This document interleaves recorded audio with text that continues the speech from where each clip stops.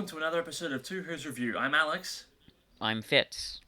and today we are looking at Genesis of the Daleks.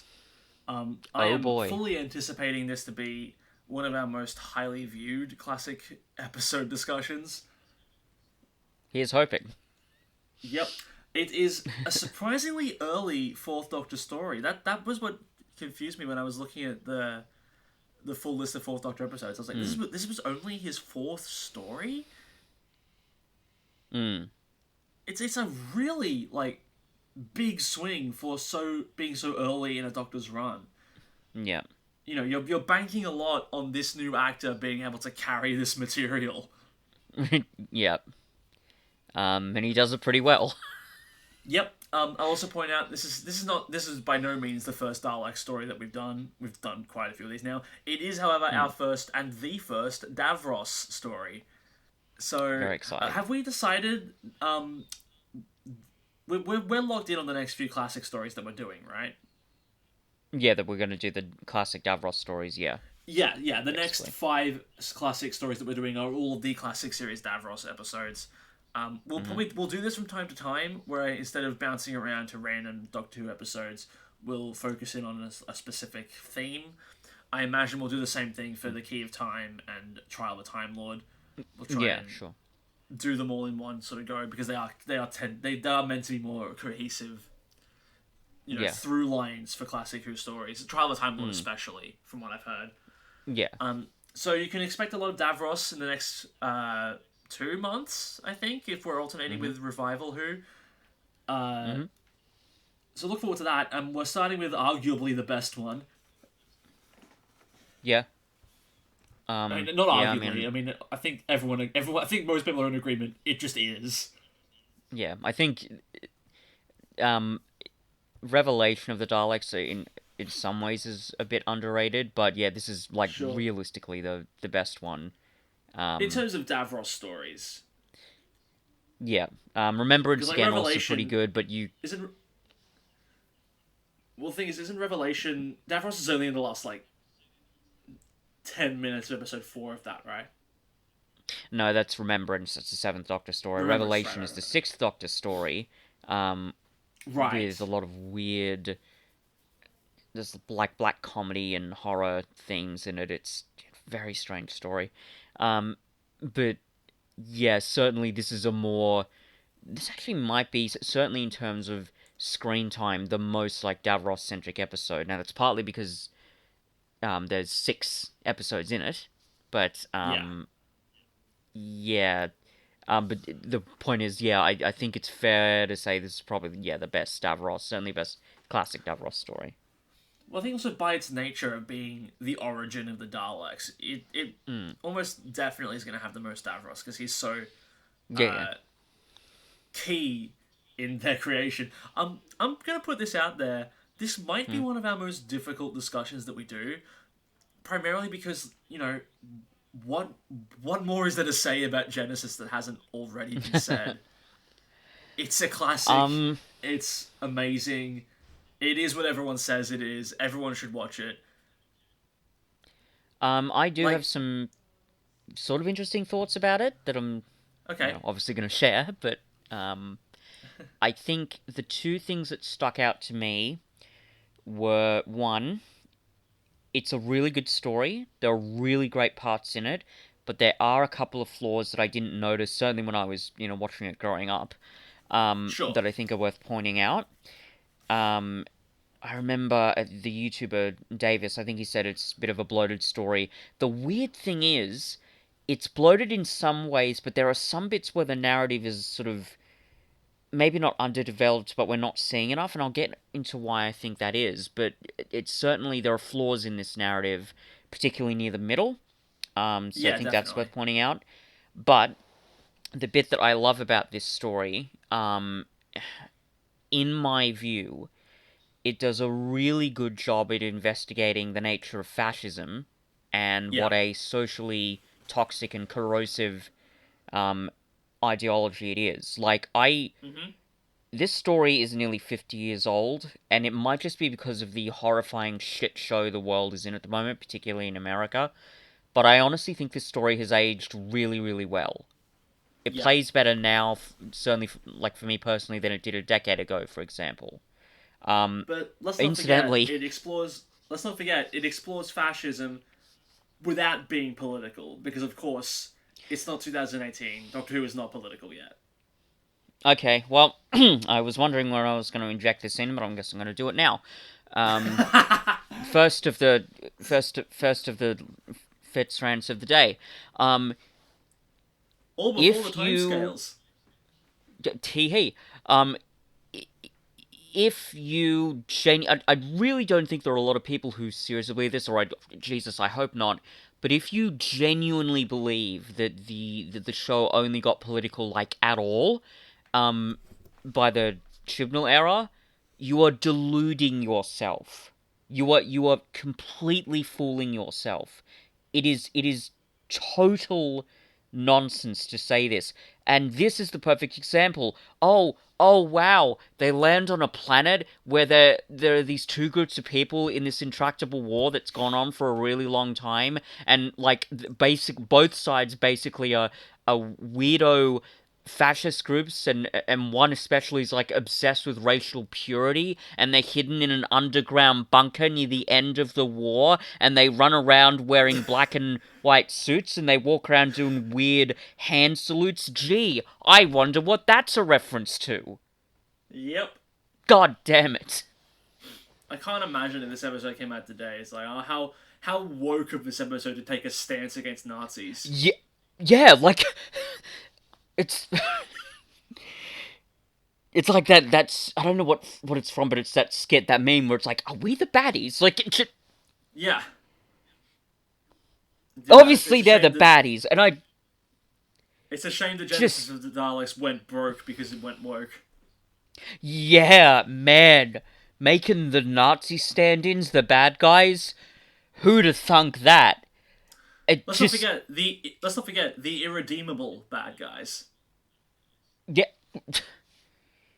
It, and again, well, that's part of the strength of the story. For me, it's such a great investigation into fascism and how it just corrupts, or at least has the potential to corrupt everything that it kind of touches.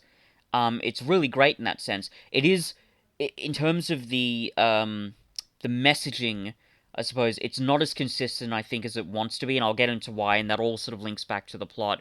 But my God, when it gets it right, it's really just spectacular. It's so disturbing and chilling to hear, especially Davros's rants and his repulsive rationalizations for his Yeah. neurotic and hysterical race hatred. It's just so so disturbing. Yeah, And again, it's we'll just a get shame into that it. We'll it's talk just about it.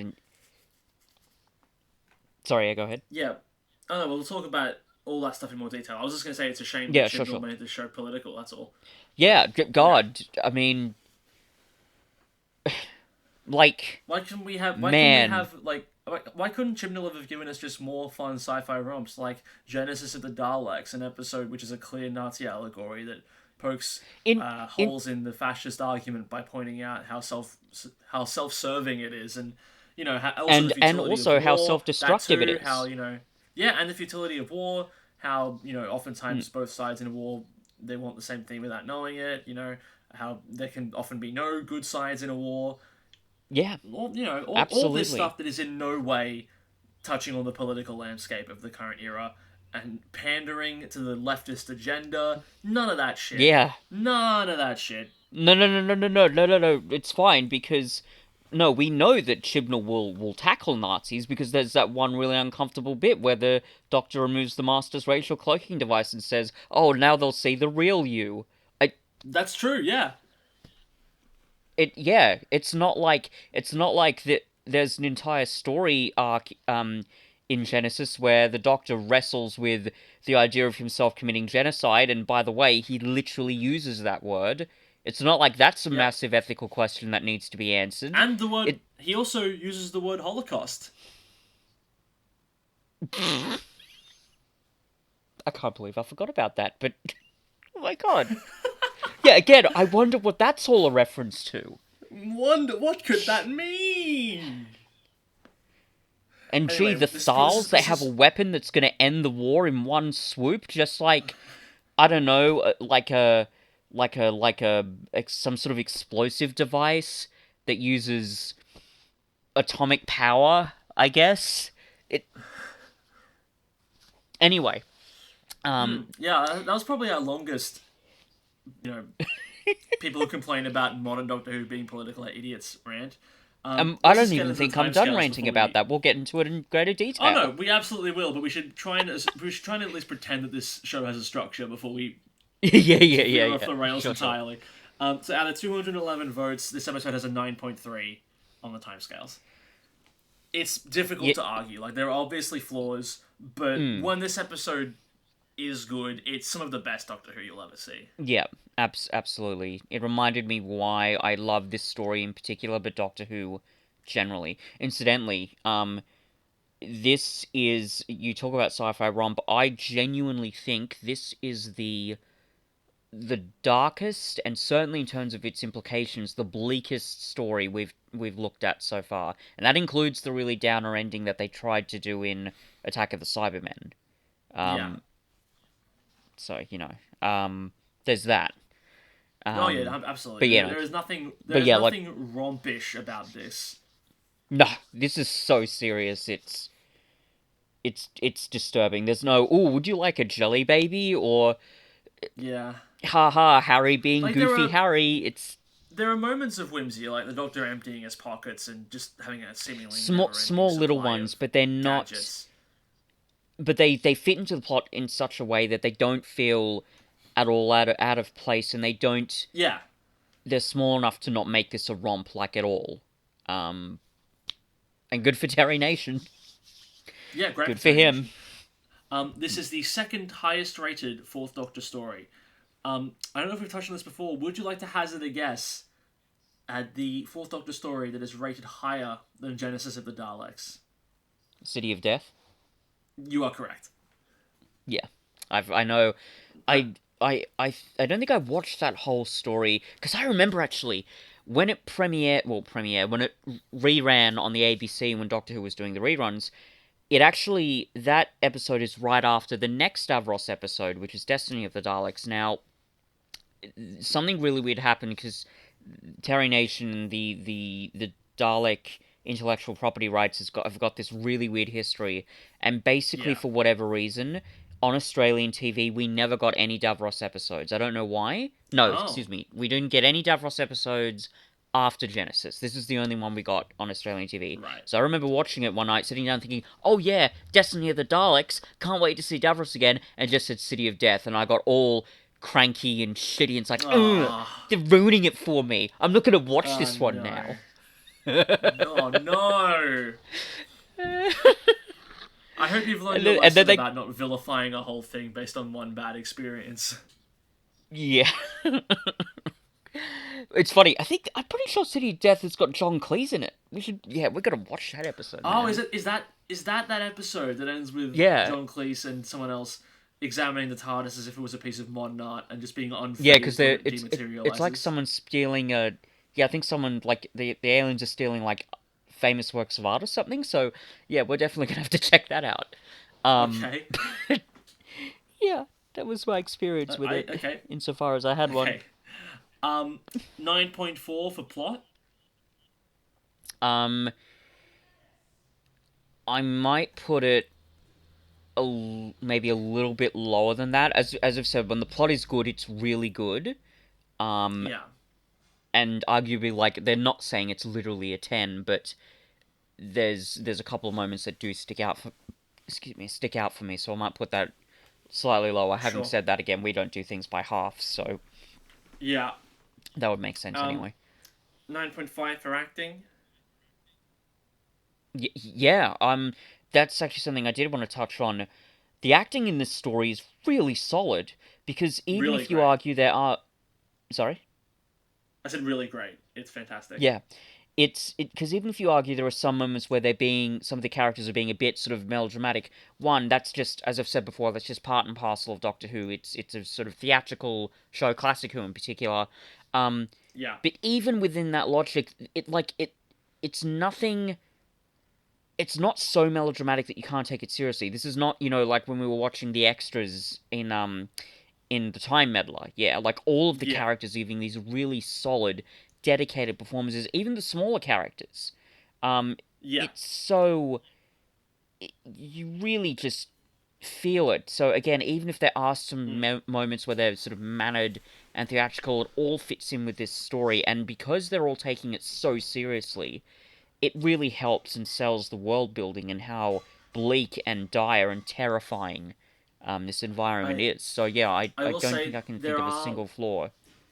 there are a couple of Mm, moments, mainly when characters are being killed by Daleks, where sometimes they'll do mm. really, really over the top deaths, and they'll go like It's flailing all about, and yeah, they'll go when from left to Ronson right, and dies, they'll that's a fall bit on a table and jump back up, and then they'll lie down in like a really obvious way where they're trying to brace themselves for impact. It's yeah. not great in those moments, but otherwise flawless. Yeah, like yeah, especially when Ronson dies. I think the impression is it's to show you that the Daleks' gun death, it's like the most painful thing you can imagine. I think the Doctor even says at some point, I don't know when, but he says that not in this story, but the Doctor at some point says that it's like having your insides scrambled or something. So it's meant to be um like the most painful thing you can imagine. And they're trying to convey that, but yeah, I can understand why you would say some of those death scenes. Ronson's death scene in particular was very, full on. Um, Yeah. I think as it's meant to be like, yeah, like the first Dalek death, so we've got to make it really big and scary. So, that's fair, but like, as you say, apart from that, yeah, great performances all across the board. Peter Miles is back, doing his thing. Love him as Peter Nighter. He's just Miles. he was the one of the rogue scientists in Invasion of the Dinosaurs. Oh, was he? Yeah, Ah, I thought he looked familiar. I thought it was just because I've yeah. seen this episode before rewatching it for this, and I was like, oh, that guy. No, No, he's okay, in that. that's He's in, and he plays an entirely different character in Doctor Who and the Silurians. Um, so a returning guy, and he does such a great job. He's just got this. I don't know, like he just his mannerisms, man. He just looks like a Nazi. Like, you know what I mean? He's just got that cold, pitiless quality to oh his yeah, eyes, and with that really creepy sort of haircut. Like definitely yeah.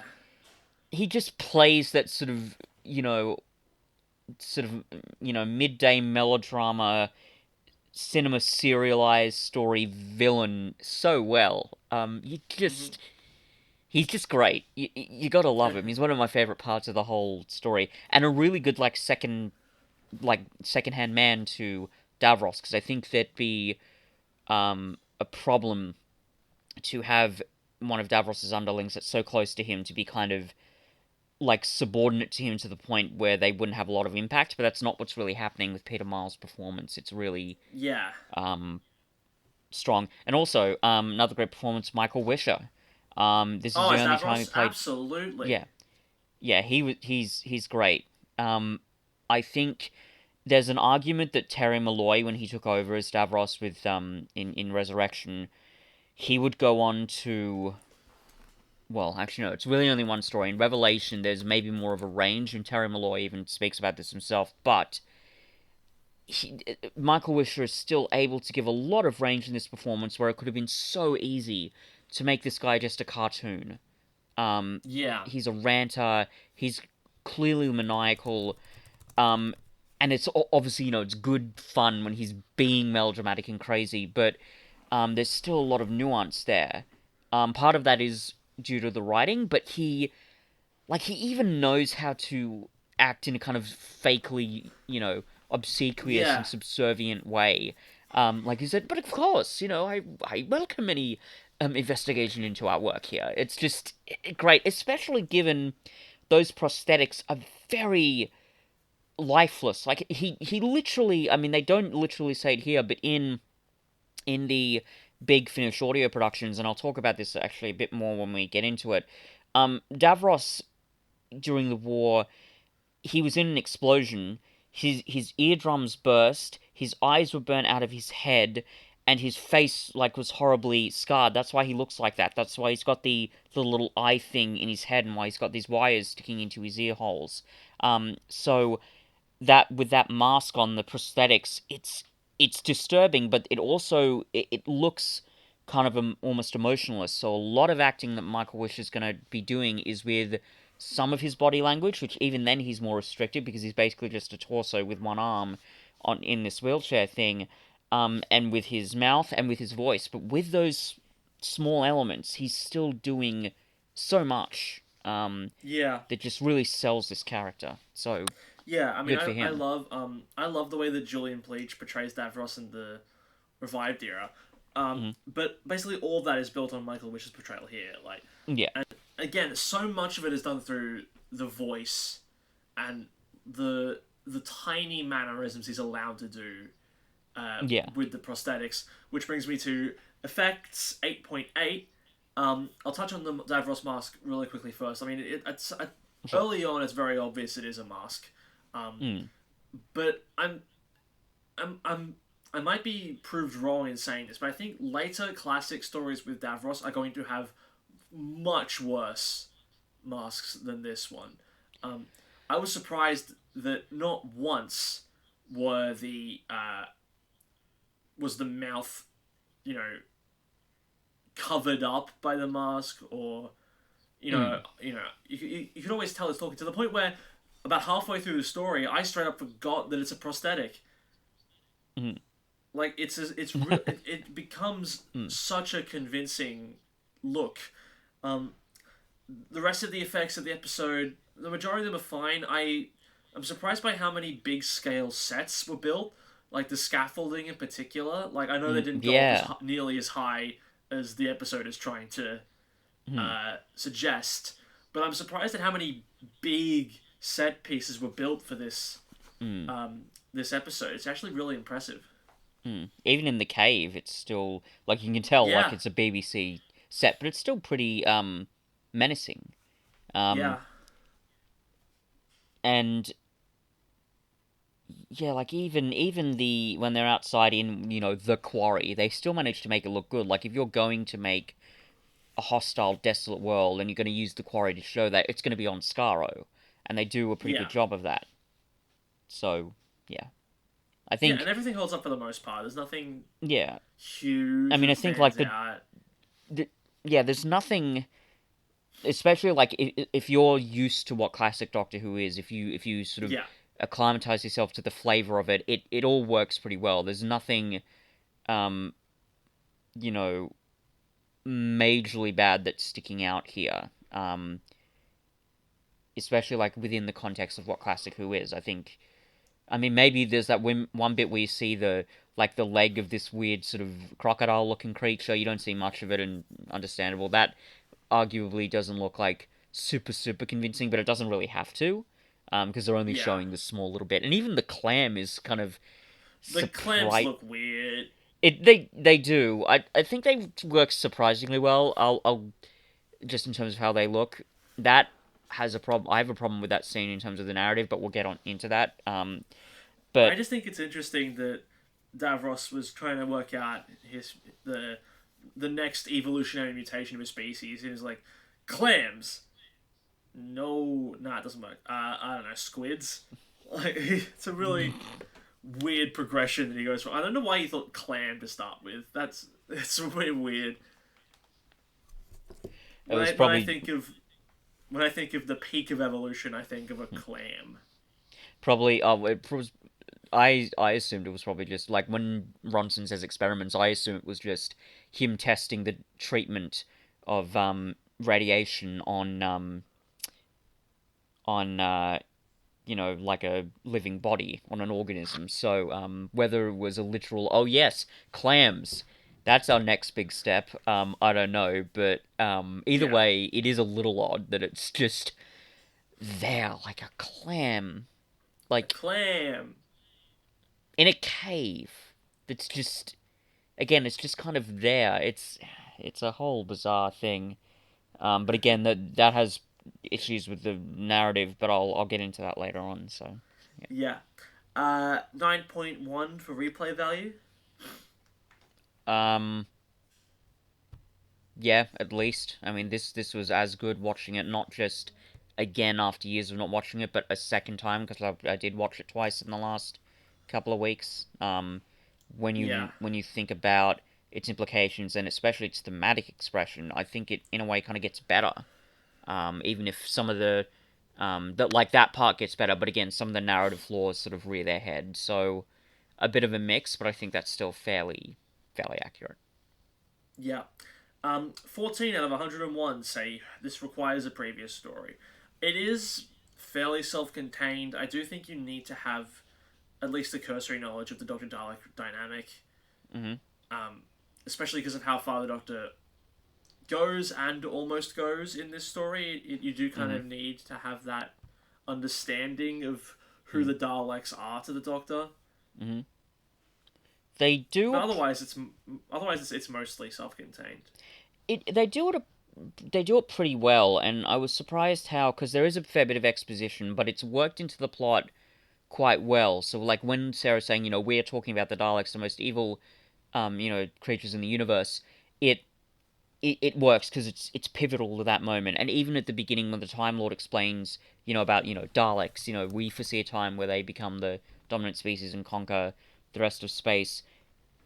That's a very sort of telling moment, but it's worked into the plot really, really solidly. So I think Yeah, you could argue, yeah, if you want a real like solid understanding of the Doctor Dalek dynamic, you want to see earlier stories.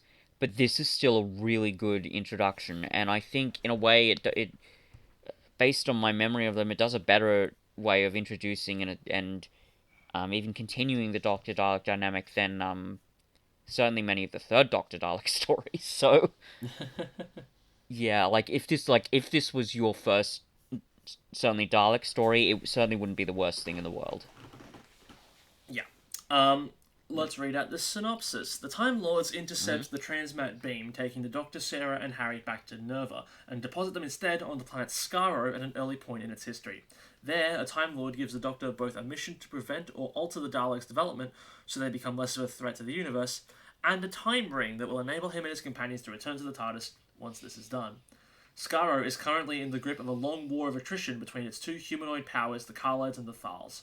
The Carlides' chief scientist, Davros, has been experimenting to discover the final form into which his race will mutate. The weapons used in the war have already produced genetically scarred mutos, who have been consigned to the wastelands, and has devised a protective casing in which they can continue to survive. This is instantly recognized by the Doctor and Sarah as a Dalek. Escaping from the bunker where Davros and his elite, led by the sadistic Nida, are based, the Doctor and Harry persuade the Khaled leaders to put the Dalek experiments on hold. Davros retaliates by conspiring with the Thals to destroy the Khaled city with a rocket. He then activates the Daleks and orders them to wipe out the Thals. Some members of the elite revolt, protesting at the genetic alterations that Davros has made to the Daleks, and they too are exterminated. The Daleks then seize control, killing the remainder of the elite and ultimately Davros himself.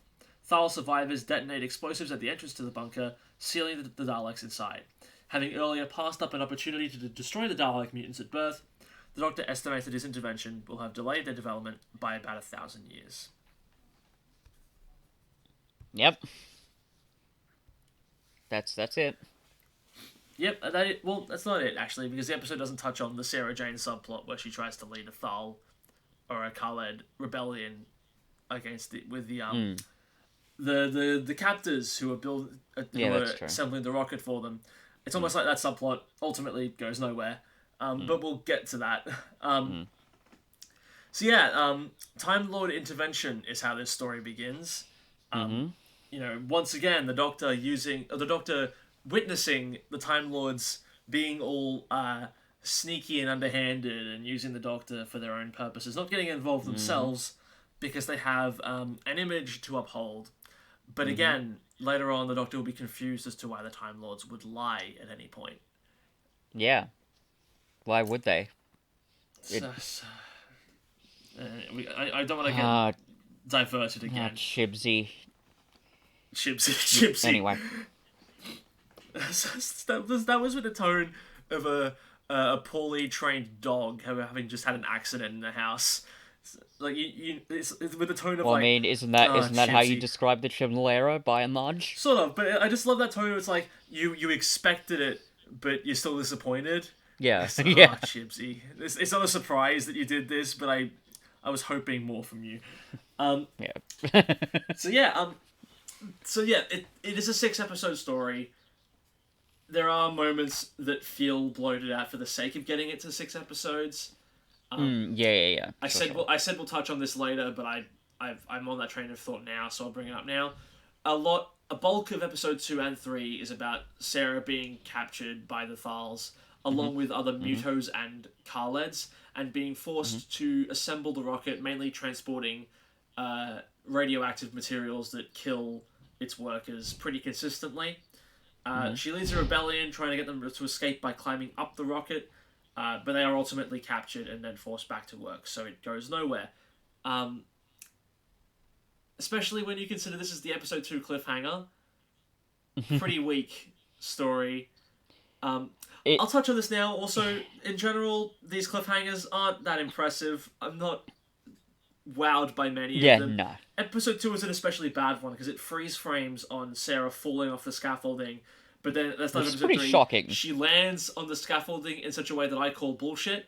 Yeah, yeah. The way that she falls, it's very clearly off the scaffolding. There's no way she could have landed the way she did. And even if she did land, she would have most certainly cracked a rib or bruised a Or spine. broken part of her back or something. Because Exactly, they never yeah, really it's determine how far she falls. She just kind of yeah. falls and lands on this thing. Excuse me. Like when I saw the cliffhanger, I was like, so someone's gonna reach their hand down and grab her as she's falling, right? No, Nope, she she just kind of lands a couple of scaffolding segments down and is fine. Yeah. But then, yeah, I'm but then also reminded. that rebellion. But then also that rebellion doesn't end up going anywhere, and they're forced back into work again. So it's very clear And then, that like, they had the time out. Yeah, like it gets resolved, but it's only because the doctor comes and rescues them in the end. Yeah. So yeah, it's. I do want to talk about that cliffhanger for a bit though, because friend of the show Sam Sweeting sent us this funny video yesterday where it's like, oh, Doctor Who cliffhangers be like, and it's the clip from the Sontaran experiment where Star is like, I will kill you all now, and then it cuts to the credits, but then it comes back and it's like, but first I have some important business to attend to, and that's kind of what's happened here. It's like, ooh, scary, and to be fair, Sarah Jane falling and they've got the pause mid-frame, that's pretty damn shocking. Yep. But it comes to nothing because it's, oh, well, she fell, but she didn't get hurt. And we don't know how far she fell, but rest assured, she's perfectly fine. Well, while we're here, let's talk about the other cliffhangers of the episode. The first sure. one is strong enough. Like, it's the introduction of Davros and the Dalek. It's a nice enough moment. That said, we already know the Daleks are involved, so showing a Dalek isn't as shocking as you might want it to be. I think it's still pretty good, though. Like, it shows... It's fine, yeah. Like, they're building up to this thing pretty well, because, like, we know the Daleks are going to be in this, but, we haven't really seen a Dalek before now, so we're kind of waiting for that moment, and when it builds up to it, it's still pretty... I think it's still fairly shocking, and you've got, those great shots of Davros in the shadows, and just that great, quiet Michael Wisher voice where it's like, now we can begin, which is just... Yeah, no, it's great. It's good enough. It works. It's probably the best of the cliffhangers, I'll say. Yeah, yeah. We've discussed episode 2's cliffhanger. Episode 3's cliffhanger is a Thal guard presses the magnetize the suit button. Not sure why they have that so readily available, but whatever. And the Doctor is captured by the Thals. That also isn't a fake out. It doesn't. It leads to the rocket being launched. So but then again, I would have put the cliffhanger on the Kala dome being blown up and the Doctor saying Harry and Sarah were there. Yeah. Because that's probably a better place for that cliffhanger than the Doctor being captured, but never mind. Sure. Episode 4 is Davros torturing Harry and Sarah to get the Doctor to spill details about future Dalek knowledge. It's also a good cliffhanger. Yeah. It again, it's probably not the place I would have put it because it is kind of like resolved instantly by the Doctor going, "Okay, I'll tell you." But it's got some tension there.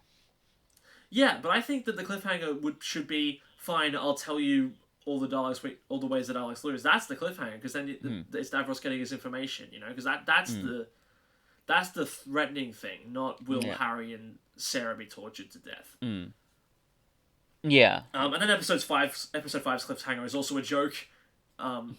It's the one that I described a few months ago, and you said I was mistaken, but I wasn't. It's the Doctor leaving the Dalek birthing room, being choked by a squid Dalek, only to, as episode 6 begins, immediately be saved by Harry and Sarah, and having no impact on the story after that.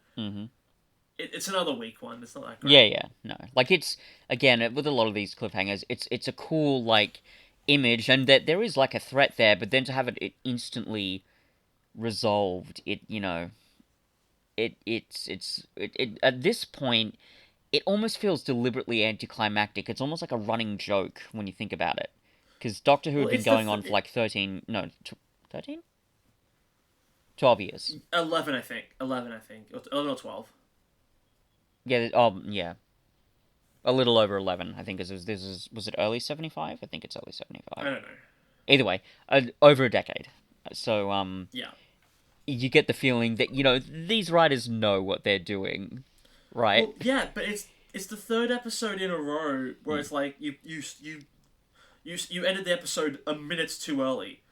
Because, like, the image of the Doctor being like, just press these two wires together, no more Daleks. That's your cliffhanger, because your question is he gonna do it? Yeah.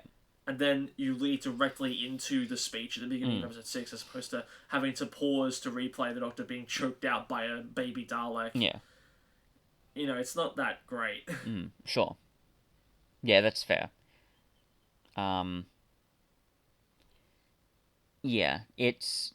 But we've talked about the cliffhangers. Let's discuss the episode properly now. Sure. So I want to bring up the sort of the bigger sort of flaws that sort of struck me when watching this, because it'll be interesting. So the big thing that I think struck me was the scene in the cave. That whole thing seems kind of unnecessary to me. But the ironic part is that's unnecessary. But then there's a bit which I feel should have been in this story, but we didn't get to see. So, and the bit that I'm talking about is first the Doctor traveling across the wasteland, arriving in the Kala Dome, and convincing the Kala leaders to talk to him, and then later on with him giving the speech about how bad the Daleks are. So it was very bizarre, because I think even the second time watching this in preparation for the podcast, the bit where the scientist guy goes to Ronson and says, "I've had, intel from the Kala Dome. The Doctor has made it." I thought, oh, is this the bit where he reports back to Nida, and it turns out that wasn't true, and we'll see what happens with the Doctor? Nope. That is literally what happens. It cuts from Doctor and Harry in the cave trying to pull the bars apart. I'm pretty sure it cuts almost directly from that to Guy talking to Ronson, and then just I think there's a little bit with Sarah, and then it just cuts to them in the Kala Dome talking to the leaders with Raven next to them. And by the way, maybe I'm missing something here, Cuff. Maybe you can point something out here, but like, where did Raven come from? Did he follow them into the wasteland? Was he there at the Dome? Because you realise that I'm pretty sure the main reason he's there is to make the Doctor's argument convincing, because we've already established how suspicious the Khalids are. If he and Harry just showed up to the Kala Dome wearing these weird clothes, wouldn't they just think that they're mutos and would have just killed them? Like, that seems to be the only reason Raven's there, but they don't establish that he's there. He's just there. So there's that, and then the bit when the Doctor's giving this speech, supposedly giving this speech, about how bad the Daleks are. We get the beginning of it, which is cool, but then we cut away, and then we cut back to the scene where Raven literally says, "That was a great speech, Doctor. I hope that convinced him." It's like, what speech? We didn't get a speech. And I'm really surprised I'm saying this, Cuff, but for all my criticisms of Moffat and his speeches, that would have been a moment to have a Moffat-type speech. We could have had an interesting, fascinating just like a speech from the Doctor about how terrible the Daleks are, but also how different species can rally together to fight, a common, um, fight for a common cause. And there could have been all these interesting little nuances and layers, but we didn't get that. It's just, oh, you gave the speech, Doc. I hope that convinced them. But if that's the case, then why are we spending so much time with the clam chowder? Like, how does that make sense? Especially when you consider that Harry gets bitten by this thing, and it looks really distressing and pretty tense. And you watch it, it's like, Yeah. oh, cool, what's gonna happen here? The Doctor saves him, but nothing comes of it because the Doctor literally Hmm. just says, "Wow, it's a miracle. It's not broken." Well, if that's the case, then why was it there to begin with? Like, if Yeah. Harry's leg was broken, that could have been interesting. That could have been an interesting weakness. In fact, what you could have done, if you're going to go that route, and definitely have the clam thing there, what could have happened is, so Clam breaks Harry's leg. They escape the cave. They go across the wasteland, and maybe they come across some mutos, and we're a little wary about the mutos. We've been told, who they are, but maybe one of the mutos shows them compassion, and says, let's take care of this person, let's nurse them back to health.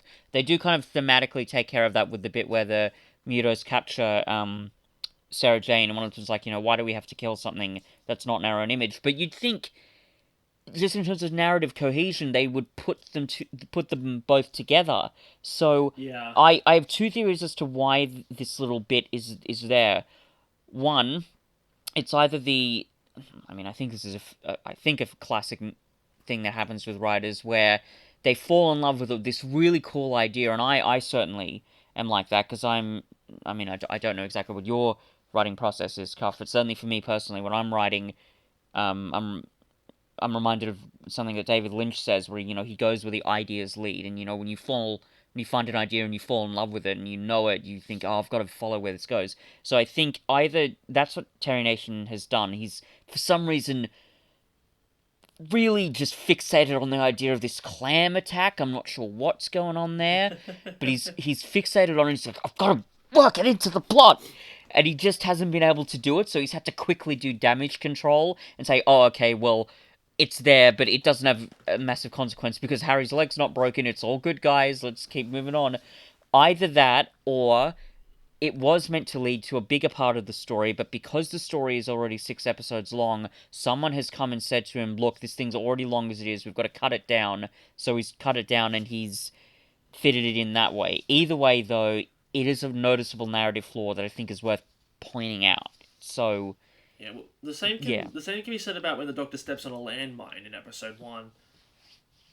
That, That doesn't really yeah, lead anywhere either.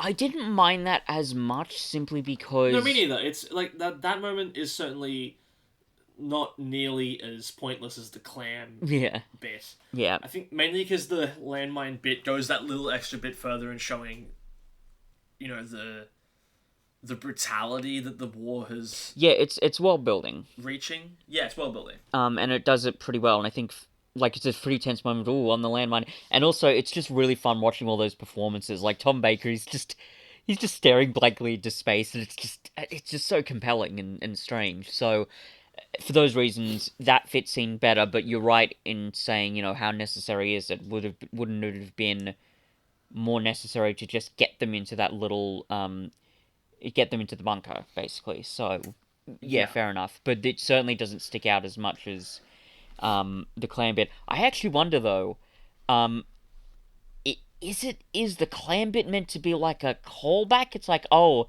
the Doctor kind of puts his foot in it, so Harry saves him from the landmine, and then Harry literally does the same thing, so the Doctor saves him. Is that the idea? I don't. I mean, it could be. It's pretty weak if that's the case, though. Yeah. Again, my suspicion it's probably that it was meant to be a part of a bigger plot point, but they just Yeah. couldn't fit it in because again, it's 6 episodes is long as it is, so Yeah.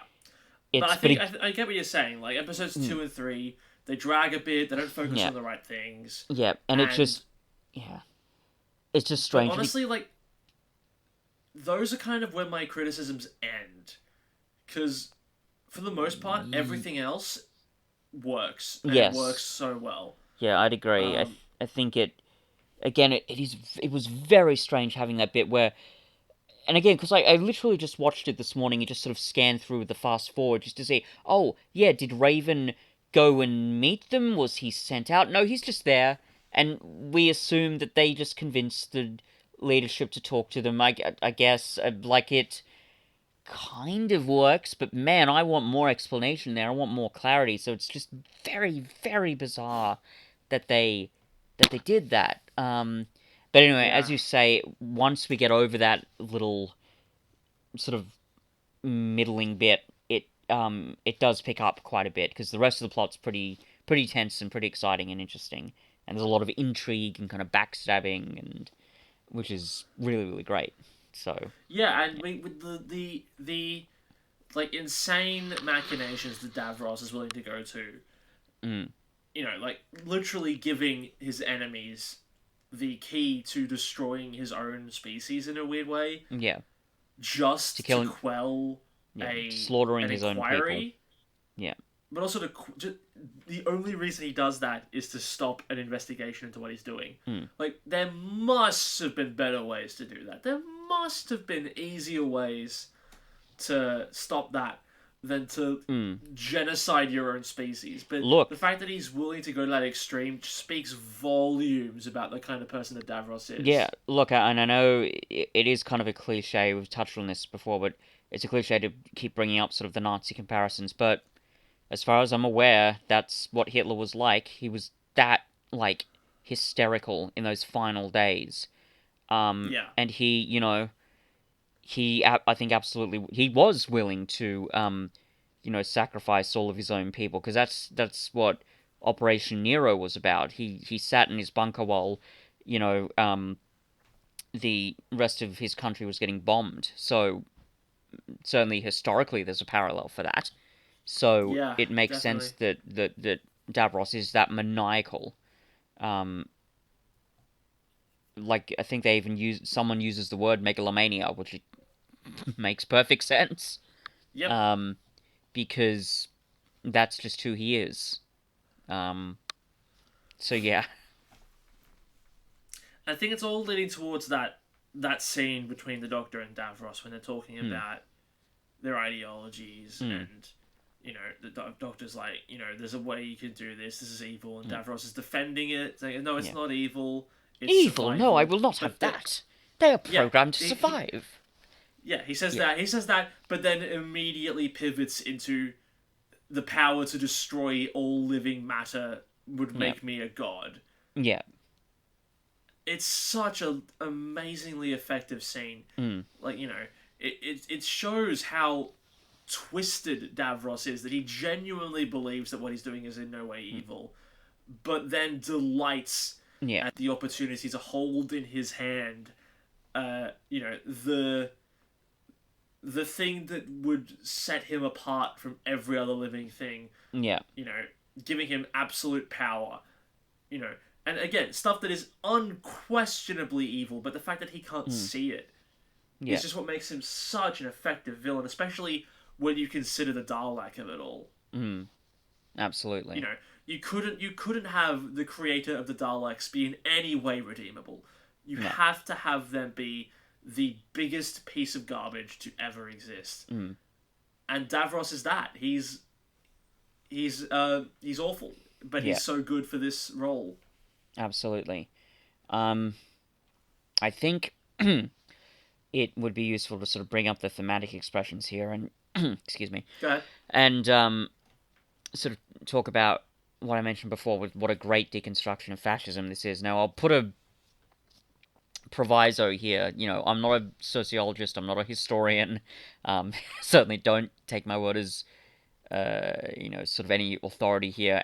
And Sure. most of the stuff that I talk about here, I'm probably just like ripping from YouTube channels like Philosophy Tube or Innuendo Studios or ContraPoints or things like that. So there's probably Sure. nothing that I say that you couldn't find there. But anyway, I'll try my best. So it really, again, for me, was chilling just how great a deconstruction of like fascist mindsets this is. Um, the idea that, because as far as I'm aware, what fascism essentially does, it does this really disgusting thing where it views all of life in this nasty zero sum game in which one group, one race, one species must always win. Davros literally says it himself. It's not even Yeah. subtext. It's literally No. text. He says in the I can't remember exactly, but he basically says in order for species to thrive, it must dominate. Like Yeah. it's just ridiculously evil. Yes. The idea that it's not. Oh, or even better, that one of my sort of.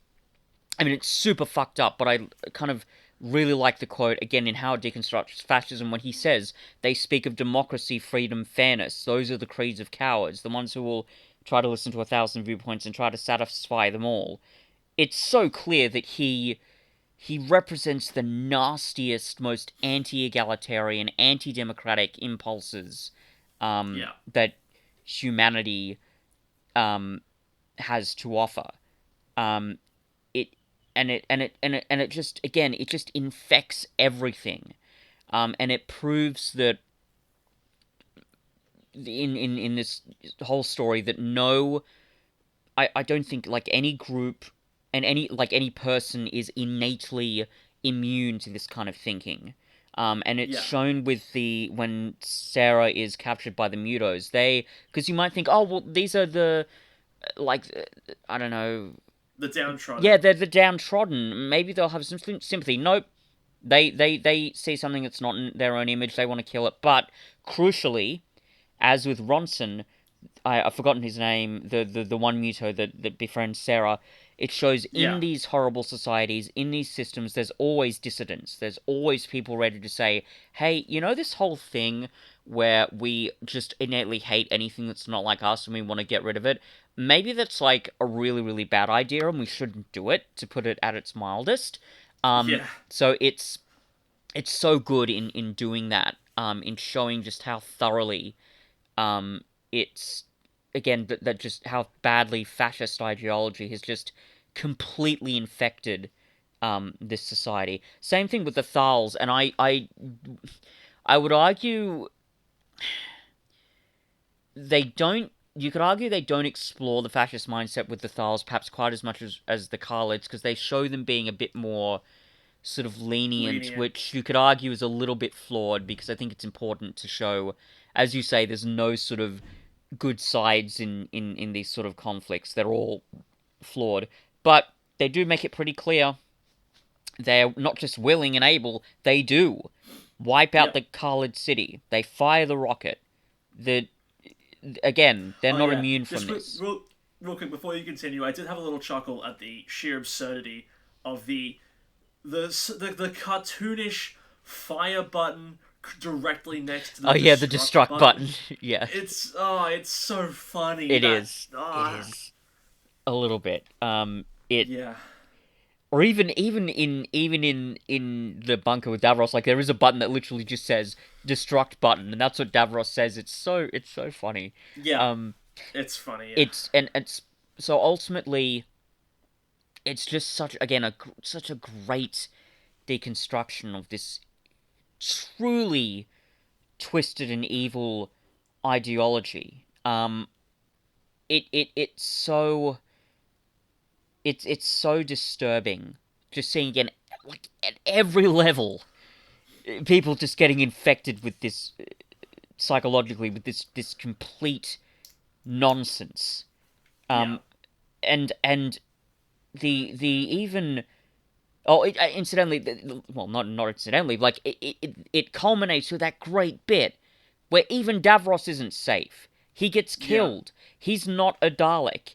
He's he succumbs to his own fanatic eugenics thinking because the Daleks say, "Yeah, you're not a Dalek. Fuck off and die," and Yeah. they blow him away. It shows not just how dangerous fascism is, but as I said earlier, how self-destructive it is. Because think of this, right? if Davros and the Daleks, like, if they got what they wanted, and they wiped out the Thals, and there's only, Davros and maybe the Khalids and the Daleks living, do you think that would satisfy the Daleks for 5 seconds? Of course No. it wouldn't. Of course it wouldn't satisfy them. They would continue exterminating anything that they didn't think was exactly like them, and that's how fascism works. It's like a weird, fucked up, twisted ideological Ouroboros that keeps eating itself until there's nothing left. The Daleks wouldn't stop. And we know this because in later episodes, they talk about Dalek on Dalek faction wars. The one good thing that Chibnall ever did in Revolution of the Daleks was explore the Dalek on Dalek violence. Granted, he barely paid any attention to it, and it only showed up in the last 10 minutes, but at least you could Yeah. recognize what a powerful element that is in their characterization, because it is. In Remembrance, there's the whole conceit of why there's Daleks appearing on Earth is that they're having a factional war between one group of Daleks that have cybernetic enhancements and the other Daleks that don't have cybernetic enhancements. And as Ace says, one Dalek thinks that the other race of Daleks is not pure in their blobbiness. So this horrible, horrific ideology shows how, again, how evil it is, how pervasive it is, how destructive it is, and also how self-destructive it is. It's so great. Like, for those reasons alone is why I love this story. It's just chilling. And in the end, when the Dalek gives that absolutely bone-chilling speech about how, we Oh, will... directly down the camera, yeah. Yeah, we will rise again. It reminds me of, there's a writer called Christopher Hitchens whose stuff I am fairly fond of, but he made this speech back in the 90s. This is before he lost his mind and became a neocon shill. But he made this one The, speech about neo-fascism. No, neo-fascism? No, he was talking about anti-fascism and how, we should be proud to call ourselves anti-fascists. And he quoted a line from a play called The Resistible Rise of Arturo Ui by Bertolt Brecht.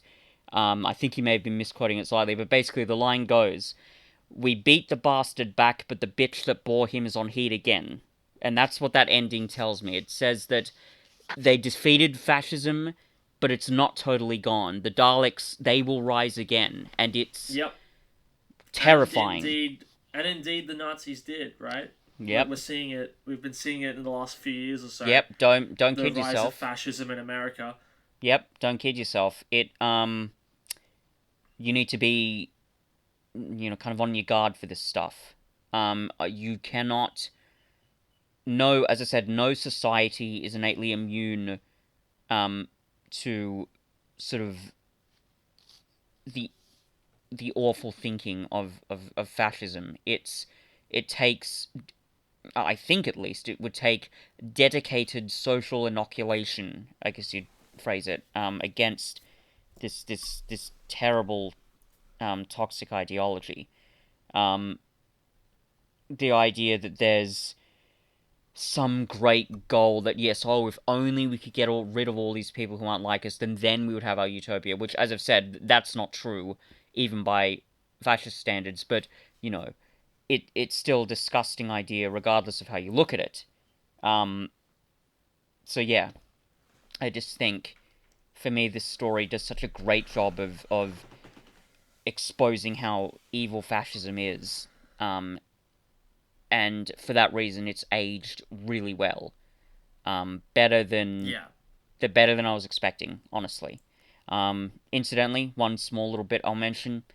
You'll notice, like I said, there are a bunch of people doing weird hand gestures as salutes to people. I wonder what that's a reference to. I noticed something interesting about it though, with the direction.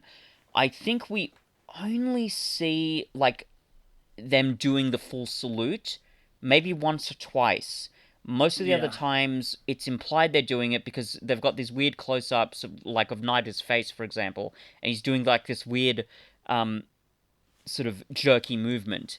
He's doing the like the clicking his heels together thing. Yeah, Like and it's implied that they're doing that, but we're not seeing it. Now, I have a theory of why that is. I think it might have had something to do with censorship constraints, because when you think about it, they're going pretty far with the imagery here. We've got, people in gas masks, and we've got, trenches and dead bodies with guns, and we've got, all the fascist rhetoric and things like that. Um, you have to understand this story only, came out, about 30 years after World War II. So presumably Yeah. there'd be parents watching this show with their kids who probably lived through the Blitz. And I Oh think yeah. having them doing that pseudo Nazi salute, maybe that just would have brought back a few too many fresh memories. Maybe So yeah.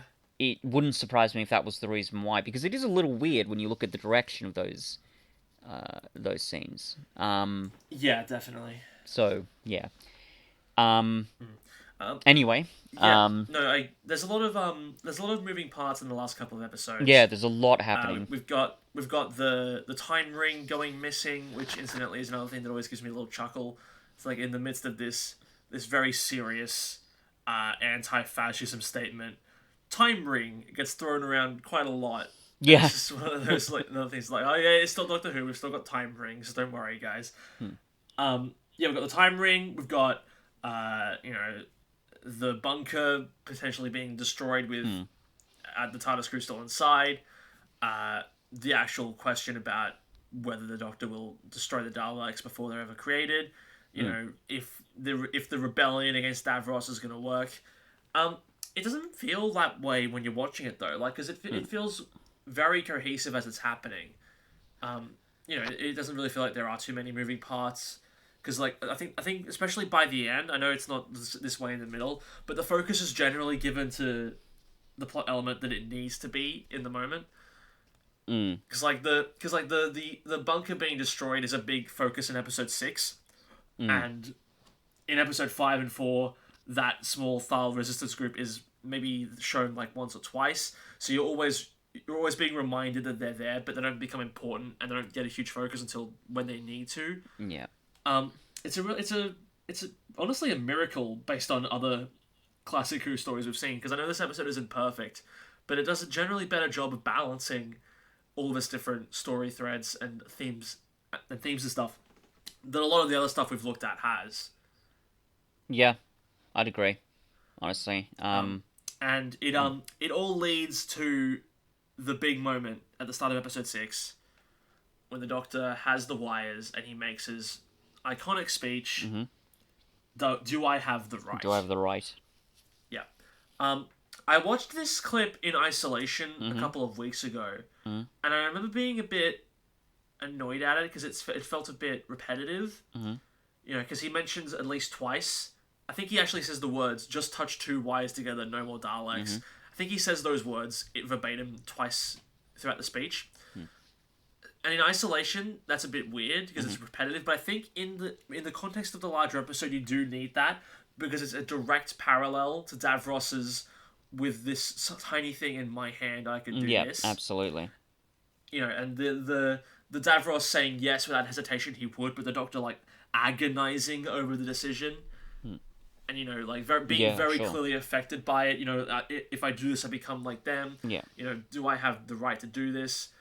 Would you kill a child if someone told you that they would grow up to be a dictator? Mm. It's all stuff that is just so evocative, and it's so. I think this moment sort of became one of the defining aspects of the Doctor moving forward. I think, because it's not until the Time War that he's faced with the same decision again, almost. Mm. And that obviously makes him sees him make a different decision, and it explores the ramifications of that. And it takes a while to get the Doctor back to that point when he wouldn't make the decision again. Mm. And it's so era defining for Tom Baker that again Yeah. I'm very surprised that it gave him this dilemma so quickly, because this feels like the kind of moral quandary that you'd give a Doctor maybe halfway into their run when they've been established, and you Yeah. give Or them something maybe to at the end of a test. season or something. Yeah, exactly. Like again, it's the parting of the ways situation where it's like, Yeah. would you destroy all Child the or killer. Daleks if it would destroy all the humans as well? Mm. It's a different situation, but the point is that season is about getting the Doctor to make the decision that he does. With Yeah. this, it's just a straight up character test. Yeah. How do you feel about the Doctor not making a decision ultimately? Because it's something that I go back and forth on. The fact that Mm. that scene ends with another character arriving with a third option. Mm. is it a cop out? Because we discussed a similar thing with Boomtown, Yeah, I'd where wondered. the whole episode is built around the moral question of is it okay to send Margaret back to Raxacoricofallapatorius if it would Yeah, kill her, and then the episode gives them a cop out. I And think I'm not bothered by it here. Strangely, and no, I don't know I'm not why it either, and is. I think I know why. I think it's because in Boomtown they're just kind of hinting at this problem and like they're building up to and building up to this great confrontation, but then they just completely sweep it aside. But here we have that one defining moment where the Doctor he makes that choice. He doesn't do it in practical terms, but he's saying that it's it's still wrong to do this. Like he's still making that choice, and he reinforces that in the end, where Sarah says, "Oh, but we failed." Doctor and said, "Failed? No." And he says because he thinks that good may come out of it or something like that. But I think that they are pretty definitive on this question. Yeah, me So too. Like I'm the not. language the doc. Yeah, it's not like in Boomtown. Like the language the No. Doctor uses, he's very clearly leaning one way over the other. Yeah. He's made the choice in his head, but he's trying to rationalize it by going, you know, maybe the Daleks would do some good because there are entire worlds that would unite over their hatred of them. Yeah. Like he knows that objectively, like logically, it's something that he should do, but it's not something that he can square with his morals. So he's talking himself out of it. Yeah. You know, like he knows he wouldn't do it, and he's trying to explain to his friends why he's not doing it, Yeah. Sure. as opposed to you know, the Doctor holding the wires together and being, I don't know what to do, and then someone arriving with a third And option. then literally like taking the wires out of his head and just Yeah, yeah. exactly. Like that's the difference. Like we actually see the Doctor rip the wires out of the wall and toss them to the side. That is a much more definitive answer than is Yeah. ever given in Boomtown. Especially given they kind of had to go that way because again he literally uses the word genocide and that's like Yep. Jesus, what's going on here? So Yeah, my exactly. God, yeah, can you imagine what would have happened if they had that build up with him using the word genocide, and then it's like, oh no, well, don't worry, Doctor, I'll take this off your hands. Like, Yeah. man, but Well, as no, has so often happened in bad Doctor Who, where the mm, Doctor's had to make a decision, hasn't done it, and then another character stepped in and gone, I'll make the decision for you, and the Doctor's gone, good. yeah, um, but no, that's not what happens here. I think the Doctor definitely makes that decision and makes it very clear as to why he's making that decision. Yeah, I Even agree. if like some elements were taken out of his hands, but the actual decision to do it was his all along. I I think, agree, yeah. and I think that it also kind of goes to because like deciding either way, like I don't know, and maybe it just goes back to the fact that he dislikes the Time Lords, that they interfere so much in the affairs of others. There's a lot of implications about that as well. Um, so yeah, it's a really good moral conundrum they face the audience with, but it is good that as opposed to Boomtown, they are actually making a decisive statement about it. Yeah. Like, the Doctor makes a decision, but it still, like, asks the question of the audience. Yeah, It's still posing them, well, what would you do in this situation? Because yeah, Sarah is exactly. still very much like, Sarah, like, the Doctor asks, could you kill the child? Yeah. And Sarah is very clearly like, I wouldn't. Mm. But then rationalizes it by going, we're not talking about a child here, we're talking Yeah, we're about the talking about the Daleks. Daleks. Yeah, like, Sarah in the Doctor situation might have made a different choice. Yeah. And the episode sort of leave, and I think that's on purpose Mm. because it leaves it open for the episode to go, well, how about you, viewer? If you were in the Doctor's situation, do you think you would have the right? Yeah. Are you someone who would put the two wires together in spite of everything that it would say about you as a result? Yes, yes, viewer, your wires crossed. Yeah. But yeah, actually, can we talk about Sarah Jane for a second because Yeah. this again continues to trend, and I even sort of flagged this before we started looking at some of the Fourth Doctor classic stories. This is I don't know if I'd say like it's a super weak turnout for her, but man, she just is given not a lot to do. Granted, it's I better would. than what she was given in the Sontaran experiment, but Oh like yeah, easily. Like she's it's something that it that's the another reason why the rocket thing is there is so that it gives Sarah something to do yeah, and to not be tacking along with the Doctor for the whole time. yeah, I would honestly extend the same thing to Harry. I don't think he does very much in this story yeah. either. Like He's this is neither companion's finest hour, no it which and it I honestly am fine with because it mm, gives the focus to Davros and the Doctor, yeah. who are the focus of the story. I don't think giving either of them a particularly involved side plot with the main story would have been the right call. Yeah, sure. But Um, yeah, it's not a particular, especially coming off the heels of the Sontaran experiment, which was the previous story before this one. mm, It's two episodes in a row where Sarah hasn't really had a lot to do. mm. Yeah, it is a bit frustrating because we just go back to things like Robot or the Invasion of the Dinosaurs, which is really she's solving the mysteries, she's taken an active Yeah, role, and it's just frustrating. But again, I suppose you could say that she is the one that inspires the Muto yeah, to that's true, that's true. take a bigger stand and And I stuff like think that. Like she, it was important for her to give that little push back against the Doctor because Harry couldn't have done that. Harry yeah, doesn't. Harry doesn't know what the Daleks are. He doesn't know how bad they are, and he exactly, yeah. hasn't traveled with the Doctor as much. So I think that would make sense. But yeah, it's just I don't know, man. It's just it's just a shame, I guess, that she's sort of been relegated back to small companion, almost sort of like a damsel in distress, which is a shame because she's a good character. But Yeah. yeah, I just thought I'd bring that up. Um, Is there anything else to bring up? I don't think yes, there is. actually There there is. is one more thing I want to talk about. I want to talk Go about ahead. the Davros's built-in kill switch.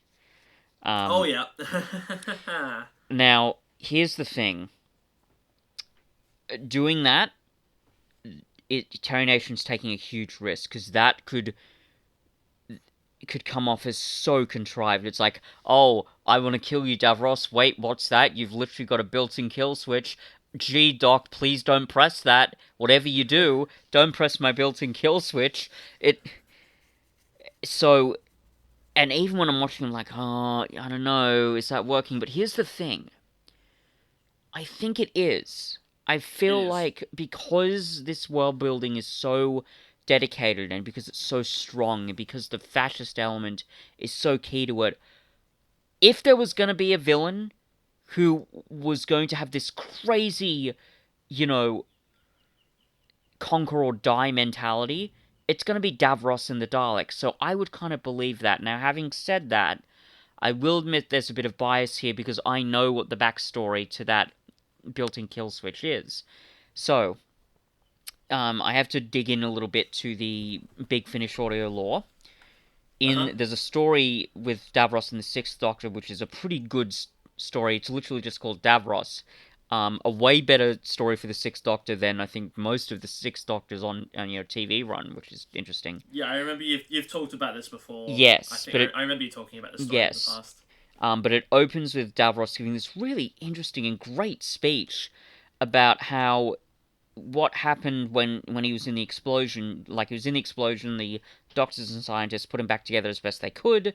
They did radical surgery on him, but they looked at him and thought, how can this guy go on? He just looks like a ruined form of life, which is such a that in itself is such a really repulsive, Nazi sort of eugenics sort of mentality in itself. But they basically said to Yeah. him, look, sorry, what did you say?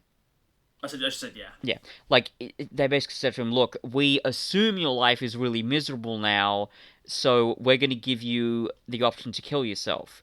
We're going to give you a small projectile injector with poison in it. You just press the button, and you'll be dead in less than a minute."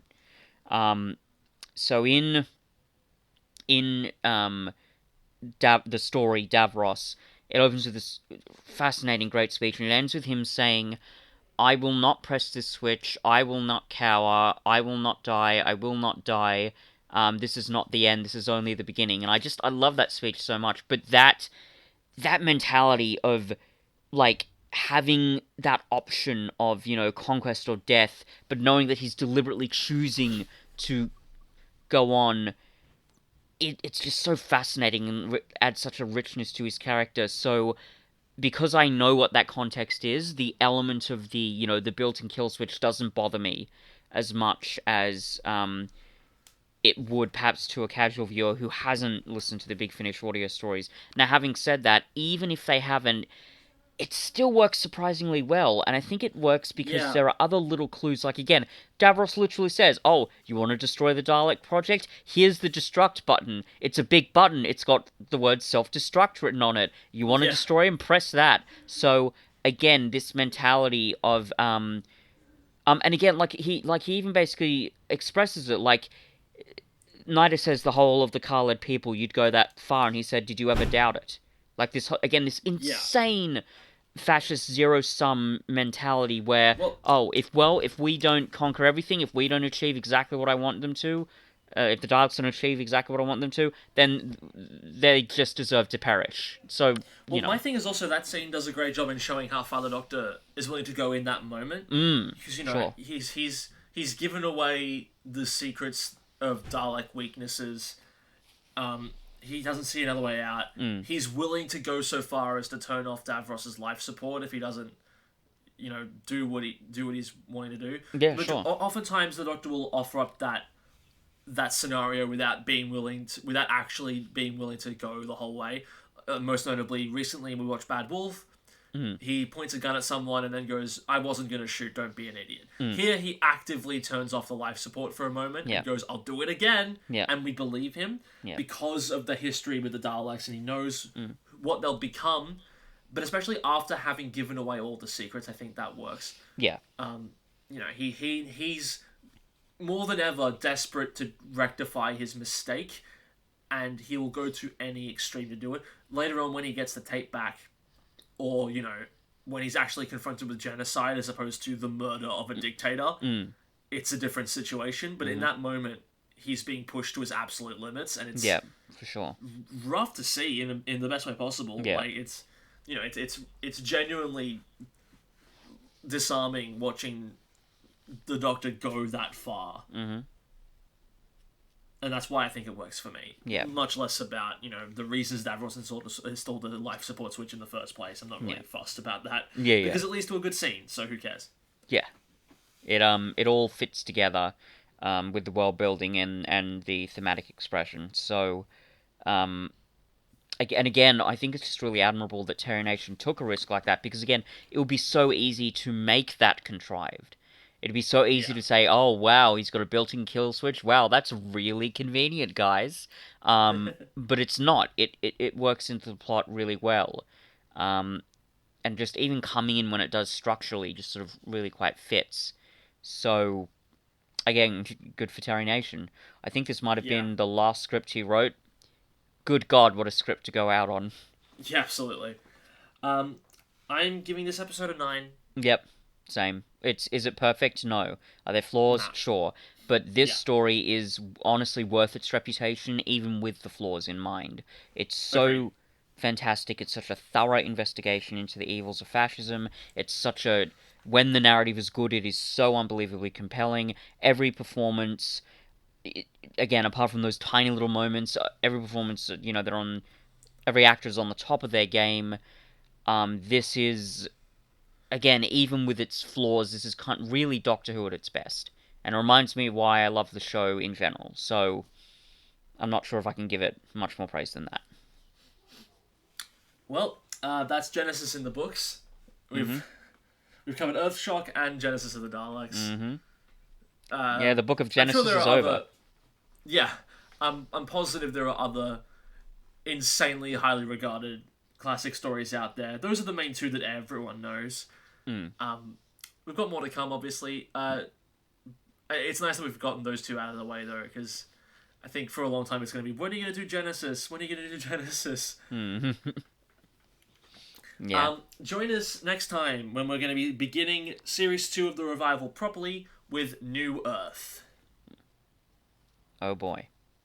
It's an interesting one. It is. It's been a while since I've seen it, but yeah, interesting is a word that you could use to describe it. Until then, I'm Alex. I'm Fitz. And I would try and end this out with a halfway quote from Genesis, but I'm worried about accidentally taking one of the fascist ones, so I'm just going to say goodbye. Yes. Farewell.